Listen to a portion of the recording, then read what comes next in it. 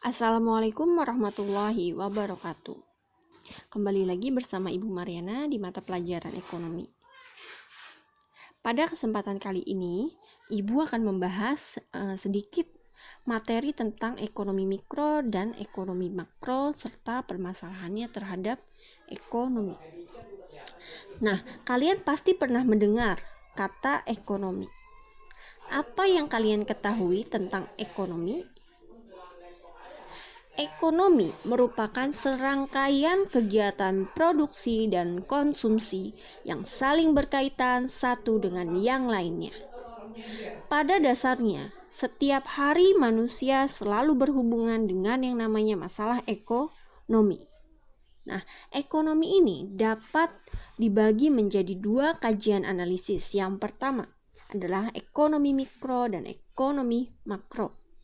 Ekonomi mikro merupakan bagian dari ilmu ekonomi yang membahas tentang kegiatan ekonomi dalam ruang lingkup yang lebih sempit. Ekonomi mikro mempelajari cara menganalisis mengenai bagian-bagian yang kecil dari keseluruhan kegiatan perekonomian.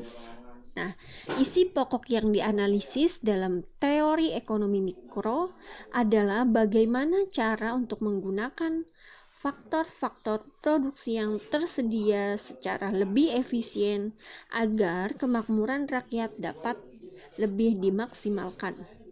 Nah, selain itu, ekonomi mikro juga mempelajari alokasi dari sumber daya yang terbatas. Cakupan yang dipelajari seperti aliran barang dan jasa, aliran faktor produksi, dan gabungan dari kedua aliran tersebut dari rumah tangga konsumen ke rumah tangga produsen, serta pengenaan harga dari komponen aliran produk. Nah, elemen-elemen dalam menganalisis ekonomi mikro ini dapat terbagi ke dalam 3 agen ekonomi. Agen apa aja sih? Yang pertama ada agen produsen, yang kedua ada agen konsumen, dan yang ketiga adalah agen pemerintah. Di dalam ruang lingkup ekonomi di dalam ruang lingkup ekonomi mikro, pada dasarnya adalah penggunaan faktor-faktor produksi secara lebih efisien yang sudah Ibu jelaskan tadi ya. Agar apa sih? Agar kemakmuran masyarakat ini tetap dapat dimaksimalkan. Nah, di dalam permasalahan teori ekonomi mikro dapat dibedakan menjadi 3 persoalan. Yang pertama, barang dan jasa apa yang akan diproduksi. Kemudian, bagaimana cara untuk memproduksinya. Dan untuk siapa barang itu diproduksi. Gitu. Kemudian, di dalam permasalahan yang dihadapi oleh ekonomi mikro, terdapat juga aspek-aspek yang terkandung di dalamnya. Aspek apa saja sih? Yang pertama ada interaksi di pasar barang. Nah, aspek yang pertama ini adalah kegiatan suatu pasar barang. Misalnya apa sih? Misalnya pasar kopi atau pasar karet. Seperti itu ya. Kemudian yang kedua ada tingkah laku penjual dan tingkah laku pembeli. Kemudian yang ketiga adalah interaksi di pasar faktor produksi. Nah, interaksi di pasar produksi yaitu individu-individu dalam perekonomian adalah pemilik faktor produksinya. Seperti apa? Seperti sumber daya alam, SDM, modal, dan kewirausahaan. Nah, mereka ini lebih menawarkan faktor produksi untuk memperoleh pendapatan.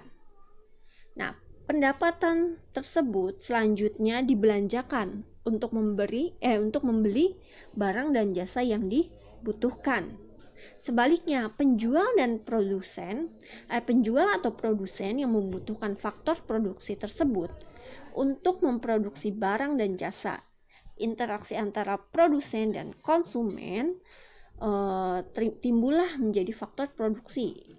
Nah, faktor produksi tersebut akan menghasilkan yang namanya harga dan jumlah faktor produksi yang akan digunakan.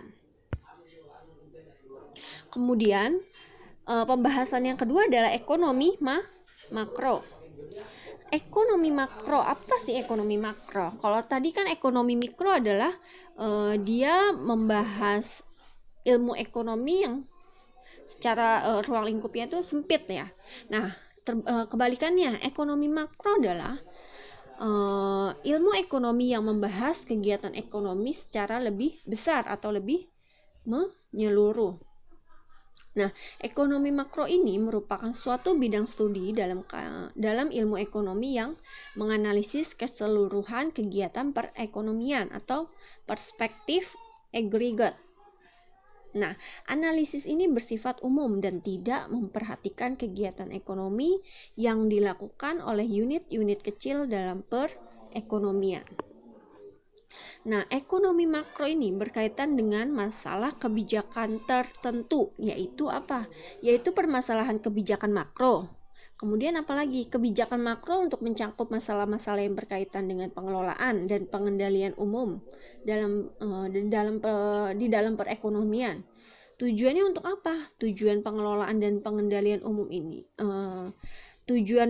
pengelolaan dan pengendalian umum ini adalah untuk mengusahakan agar perekonomian bisa tumbuh dan berkembang secara lebih seimbang dan terhindar dari yang namanya keadaan yang bisa mengganggu keseimbangan umum. Nah, ekonomi makro ini dapat kita lihat terbagi menjadi 2 jangka waktu.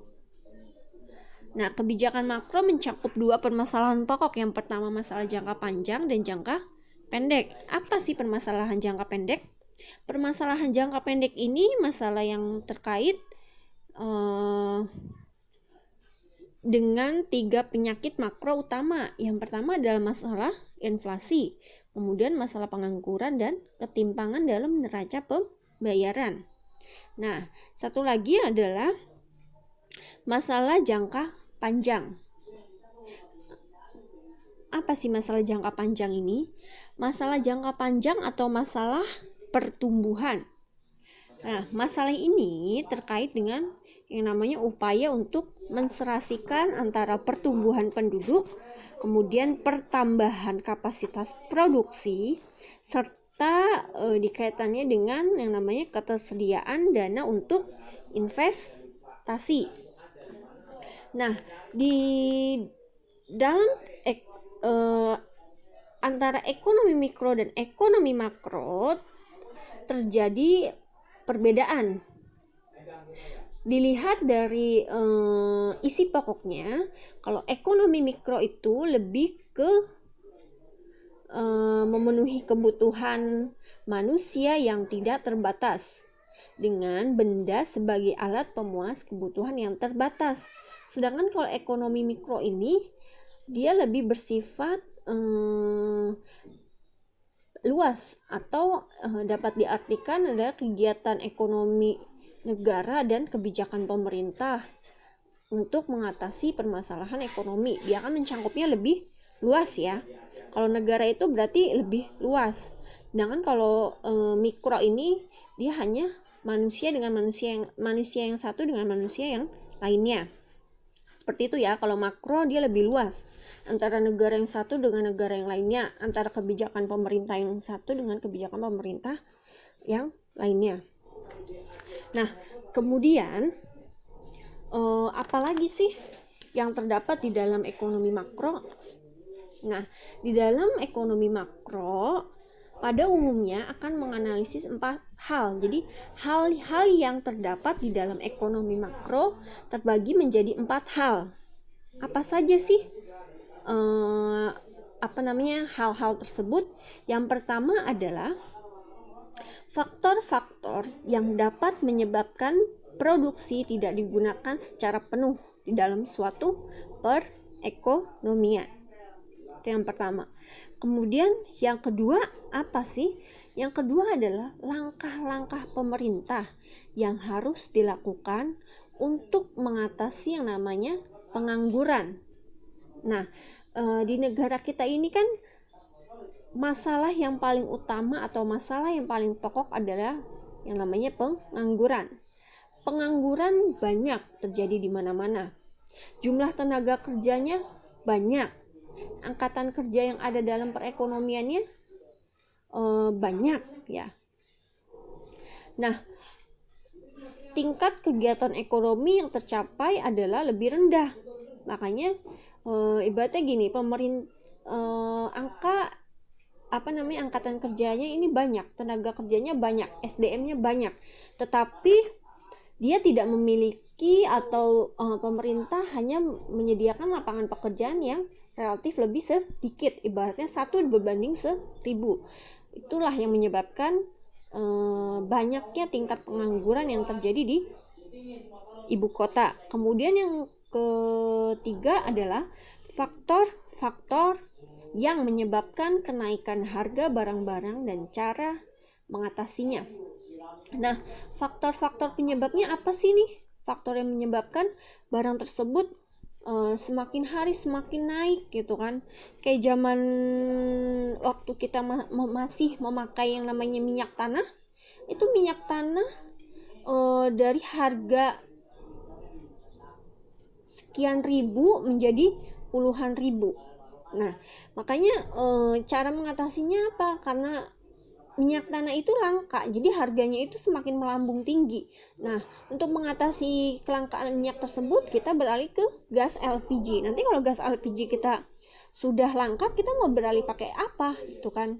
Kemudian yang keempat adalah menciptakan keadaan agar faktor-faktor produksi dapat digunakan secara lebih efisien. Nah, artinya gini, menciptakan keadaan agar faktor produksi yang dapat digunakan secara lebih efisien. Nah, seperti minyak tanah tadi, minyak tanah kan sudah tidak bisa maksudnya dia sudah langka ya. Jadi kita menciptakan keadaan baru yang memang bisa bermanfaat. Istilahnya dia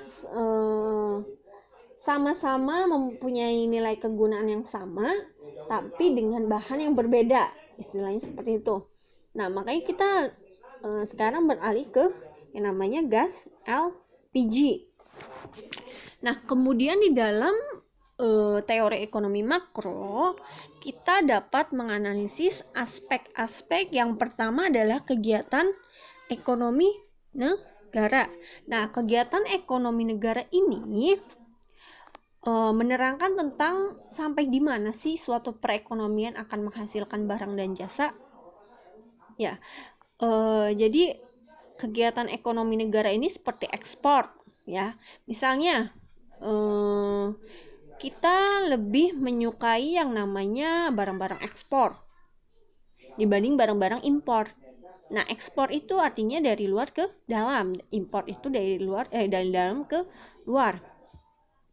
Nah, menurut Keynes, analisis ekonomi makro ini biasanya menunjukkan bahwa kegiatan perekonomian secara makro ditentukan oleh pengeluaran yang menyeluruh atau agregat dalam suatu perekonomian, di mana pembelanjaan masyarakat atas barang dan jasa adalah faktor utama yang menentukan tingkat kegiatan ekonomi yang akan dicapai oleh suatu negara.